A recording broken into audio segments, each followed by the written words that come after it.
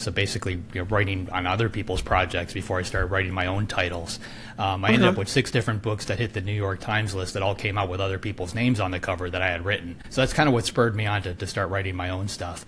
But I wrote my debut novel in 2014. It was called Forsaken, and it was up for the Bram Stoker Award for Best Debut Horror Novel. We sold everything that we owned. We bought a tiny little duplex in Pittsburgh, rented out one side to some tenants, and we moved into the other side and basically got our expenses down to nothing.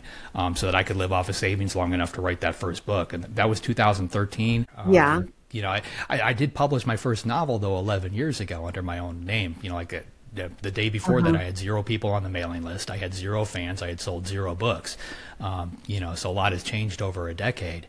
But that's, to me, it's attributed to a lot of, really hard work. I'm a perfectionist. I don't let anybody see a book until I feel it's as good as it could possibly be.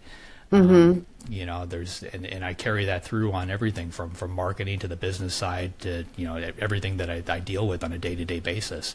I think it's important that you do that. I mean, in today's world, there's roughly 1 million books published every year. Yours might be one of them. Somehow you've got to stand out in that crowd. I think in order to do that, you have to start by writing a 5-star book. I think that's a given. Like you can't write a 3.5-star book. You're going to disappear.